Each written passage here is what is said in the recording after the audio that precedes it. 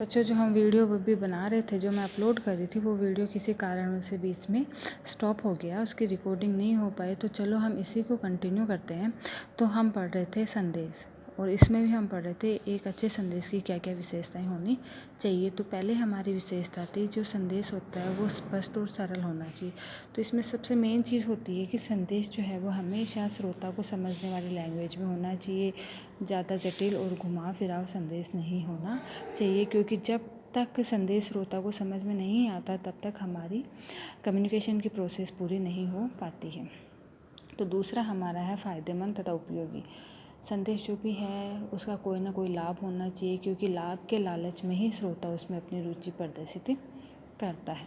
तीसरा होता है मितव्ययिता। मितव्ययिता में जो भी हम संदेश दे रहे हैं, उस संदेश में अगर हम कोई विधि बता रहे हैं या कुछ और, जैसे आर्ट एंड क्राफ्ट का अगर हम उसको बता रहे हैं, कुछ किसी भी चीज़ का अगर हम डेमो दे रहे हैं, तो जो भी चीज़ हम उन्हें बताना चाह रहे हैं वो ज़्यादा खर्चीली नहीं होनी चाहिए। अगला है सामाजिक तथा सांस्कृतिक अनुरूपता। संदेश ऐसा हो जो लोगों की सामाजिक तथा सांस्कृतिक रीति रिवाज परंपराओं से मेल खाता हो। संदेश प्रेषित करने से पहले वहाँ के लोगों के सामाजिक एवं सांस्कृतिक मूल्य और परंपराओं को जान लेना ज़रूरी होता है, क्योंकि कोई भी समाज अपने जो मूल्य होते हैं उनमें बदलाव पसंद नहीं करता है। तो हमें जो उनके मूल्य होते हैं उन्हीं के आधार पर संदेश देना चाहिए। अगला है विभाज्यता।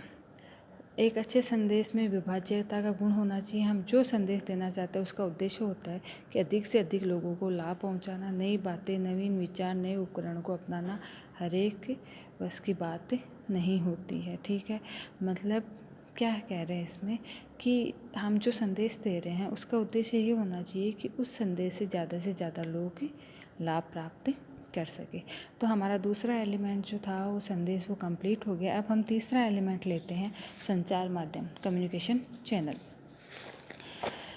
तो संचार माध्यम के बिना संचार का कार्य नहीं हो सकता, क्योंकि हम किसी भी माध्यम के द्वारा अपने संदेश को कन्वे करते हैं। अगर हम माध्यम का प्रयोग नहीं करते हैं तो हम संदेश को कन्वे नहीं कर सकते हैं। जैसे आप कहोगे कि मैडम हम क्लासरूम में श्रोता और संचारक दो ही होते हैं, तो बीच में माध्यम कहाँ हुआ। जब हम क्लास लेते हैं तो भी हमारे बीच में 4 एलिमेंट्स होते हैं, 4 तत्व होते हैं। संचारक टीचर होता है, श्रोता स्टूडेंट होता है, जो भी हम सब्जेक्ट मैटर पढ़ा रहे होते हैं वो मैसेज होता है, और बीच में जब एक आवाज़ कन्वे होती है वो किसके थ्रू होती है, हवा के द्वारा, विंड के द्वारा। तो जो हवा है वहाँ पे वो एक माध्यम का कार्य करती है। तो संदेश को जिस माध्यम से श्रोता तक पहुंचाया जाता है उसे संचार माध्यम कहते हैं। यह संचार का स्थल है जिसके माध्यम से संचारक अपनी बातों को श्रोता तक पहुंचाता है। संचार माध्यम कोई भी व्यक्ति, वस्तु हो सकते हैं जो संचार और श्रोता के मध्य संचारक का कार्य करते हैं। ठीक है, संचारक तथा प्राप्तकर्ता के बीच संदेश पहुंचाने के लिए जिन माध्यमों का प्रयोग किया जाता है उसे संचार माध्यम कहते हैं। समझ में आई ये चीज़? संचारक और श्रोता के बीच जो मैसेज होता है उसको हम जिसके माध्यम से पहुंचाते हैं, वो माध्यम कुछ भी हो सकता है, उसे ही हम संचार माध्यम कहते हैं। अब देखो यहाँ पे संचार माध्यम को वर्गीकृत किया गया है। पहला है अंतःव्यक्तिक या जनसंचार माध्यम, दूसरा है स्थानीय तथा महानगरीय माध्यम। अब देखो, पहला अंतःव्यक्तिक जनसंचार माध्यम, जब संचार 2 या 2 से अधिक लोगों के बीच आमने सामने होकर किया जाता है तो उसे अंतःव्यक्तिक माध्यम कहते हैं। अंतःव्यक्तिक माध्यम में बातें प्रत्यक्षता होनी चाहिए, जैसे माता पिता भाई बहनों में बातचीत। समझ में आई ये चीज़? जैसे हमारा क्लासरूम किसका हुआ? अंतःव्यक्तिक या जनसंचार माध्यम। इसमें क्या होता है, जो भी बातें होती है वो आमने सामने होती है, प्रत्यक्ष रूप से होती है। दूसरा हो गया स्थानीय तथा महानगरीय माध्यम। इसमें जो जनसंचार होता है, इसमें जो संचार होता है वो प्रत्यक्ष नहीं होता, अप्रत्यक्ष होता है। इसमें हम कोई माध्यम तंत्र का प्रयोग करते हैं। ठीक है, जैसे इलेक्ट्रॉनिक मीडिया का हम प्रयोग कर सकते हैं, जैसे समाज, रीति रिवाज, परंपरा आदि होता है। मतलब एक तंत्र के रूप में इसको हम काम में लेते हैं। अब संचार माध्यम की प्रकृति, जो भी हम माध्यम काम में ले रहे हैं उसकी क्या प्रकृति होनी चाहिए। पहली स्थायित्व है। इसके अनुसार संचार को कितने दिनों तक सुरक्षित रखा जा सकता है, जिसका प्रयोगकर्ता अपनी इच्छा अनुसार जब चाहे तब करे। इसमें किताबें सर्वाधिक स्थायित्व वाले माध्यम है जो वर्षों तक चलता है। पुरानी किताबों का भी महत्व कम नहीं होता है। मतलब जो भी हम माध्यम काम में ले रहे हैं वो स्थायित्व की दृष्टि से अच्छा होना चाहिए, ठीक है। क्योंकि जो भी मैसेज होता है, अब देखो जो बुक का राइटर होता है वो कौन होता है? संचारक, ठीक है। अब बुक को पढ़ता है वो कौन होता है? रिसीवर। बुक में क्या लिखा गया है वो क्या होता है? मैसेज। अब जो मैसेज है वो रिसीवर तक कैसे पहुंचा? बुक के द्वारा। तो बुक क्या हो गई? माध्यम हो गई। तो जो माध्यम है वो स्थायित्व लिए हुए होना चाहिए। दूसरा है सहभागिता। व्यक्तिगत संपर्क में लोगों की सहभागिता अधिक होती है, परंतु जन संचार माध्यम जैसे रेडियो, टीवी, फिल्म शो आदि की जन सहभागिता कम होती है तथा प्रतिपुष्टि के लिए अलग से सर्वेक्षण करने पड़ते हैं, ठीक है। जैसे जनसंचार में अभी पढ़ा है, प्रत्यक्ष बातचीत होती है तो उसमें प्रतिपुष्टि की आवश्यकता नहीं होती है, क्योंकि जो भी बातें होती है वो प्रत्यक्षता होती है, हम वहीं से फीडबैक ले सकते हैं। लेकिन जैसे रेडियो, टीवी, फिल्म शो आदि के द्वारा अगर हम जन सहभागिता स्थापित करते हैं तो उसके लिए हमें फीडबैक लेने की अलग से सर्वेक्षण करना पड़ता है या कोई अलग से विधि अपनानी पड़ती है। तीसरा, गति। Radio, television, internet, telephone, satellite आदि अत्याधुनिक इलेक्ट्रॉनिक संचार माध्यमों की सबसे अधिक गति होती है, जिनसे लाइव टेलीकास्ट किया जा सकता है। व्यक्तिगत संपर्क तथा समूह संपर्क में काम आने वाले संचार माध्यमों की गति कम होती है। समय, स्थान। समय संचार माध्यम के लिए समय और स्थान में तालमेल होना अति आवश्यक होता है। जैसे छपित सामग्री जो भी होती है वो स्थान घेरने वाली होती है। इसी प्रकार रेडियो, ब्रॉडकास्ट, टेलीविज़न से बात करते समय हमें समय से संबंधित ध्यान रखना पड़ता है। वहीं आमने सामने होने वाली जो बातचीत होती है, प्रत्यक्ष बातचीत होती है, उसमें समय और स्थान दोनों को ही ध्यान में रखना पड़ता है। तो हम जब भी कोई भी संचार माध्यम स्थापित करते हैं, संचार प्रक्रिया हम अपनाते हैं, तो हमें समय, स्थान, समय का ध्यान में रखना पड़ता है।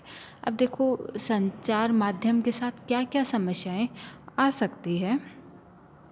तो संचार माध्यम में सबसे बड़ी समस्या होती है कोलाहल। कोलाहल का अर्थ होता है कि कोई ना कोई बाधा बीच में आना, जिसकी वजह से जो वास्तविक संदेश होता है वो श्रोता तक नहीं पहुंच पाता है। तो बाधा पहला है संदेश का असफल हो जाना। श्रोता तक संदेश पहुंचाने के लिए जिन माध्यमों का प्रयोग किया जाता है वो माध्यम असफल हो जाते हैं। जैसे मान लो कि मैं किसी को लिख के या पेपर में मैं लिख के मैसेज कन्वे करती हूँ और श्रोता को मेरी राइटिंग समझ में नहीं आती है, तो इसका मतलब क्या हुआ? संदेश असफल हुआ, है ना। तो इस तरीके से संदेश असफल हो जाता है। दूसरा पॉइंट है संचारक का कुशलता से माध्यमों का उपयोग करने में असफल होना, कि जिस माध्यम को हम का चुनाव करते हैं संचार को कन्वे करने के लिए या मैसेज को आगे कन्वे करने के लिए, तो जो संचारक होता है उसको कुशलता से अगर उस माध्यम को हैंडल करना नहीं आता है, उपयोग करना नहीं आता है, तो श्रोता उसमें रुचि प्रदर्शित नहीं करता है। तीसरा पॉइंट है संचारक द्वारा जिन माध्यमों का चयन किया गया है वह उद्देश्य की पूर्ति में असफल हो, कि जो भी हम संदेश देना चाहते हैं और वो संदेश देने के लिए जिन माध्यमों का हम प्रयोग कर रहे हैं, ठीक है, वो माध्यम उस संदेश को पूरा करने में सफल नहीं होते हैं, तब भी हमारा मैसेज असफल हो जाता है। जैसे मान लो मैं आपको किसी भी चीज़ पर डेमो देना चाहती हूँ, ठीक है, तो डेमो के लिए एक छोटे छोटे ग्रुप बनते हैं। अगर मैं मान लो आपको कुकिंग का कोई डेमो दे रही हूँ, तो कुकिंग का डेमो के लिए अगर मैं 50 का ग्रुप बना लूँगी तो क्या मैसेज मेरा सफल होगा? नहीं होगा। क्यों? क्योंकि मैं विधि प्रदर्शन कर रही हूँ। विधि प्रदर्शन के लिए देखना ज़रूरी होता है। अगर मैं 50 का ग्रुप लूँगी तो प्रॉपर उस चीज़ के पूरा प्रोसेस वो नहीं देख पाते हैं, तो जो मैसेज मैं देना चाहती हूँ वो मैसेज मेरा आगे कन्वे नहीं होता है। तो इस चीज़ का हमें ध्यान रखना चाहिए कि जो भी संचारक माध्यम का प्रयोग करते हैं वो माध्यम मैसेज के अकॉर्डिंग चयन किया हुआ होना चाहिए। चौथा है श्रोता के समझ से परे होना। श्रोता की योग्यता, ज्ञान, बुद्धि, कौशल, मनोवृत्ति आदि का ध्यान में रखकर ही माध्यम का चयन करना चाहिए, अन्यथा वे व्यर्थ हो जाते हैं। कि जो भी श्रोता होते हैं, ज़रूरी नहीं कि सबका नॉलेज एक जैसा हो, सबका IQ एक जैसा हो, तो उन सब चीज़ों को ध्यान में रखते हुए ही हमें माध्यमों का चयन करना चाहिए।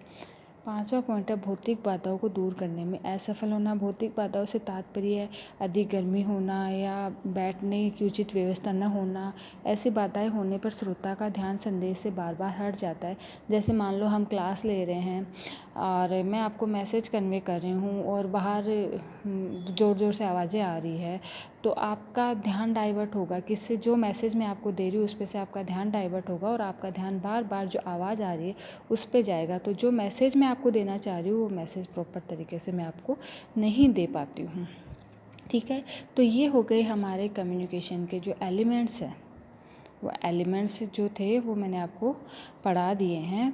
और नेक्स्ट वीडियो में हम जो कम्युनिकेशन है उसका फीडबैक पढ़ेंगे कि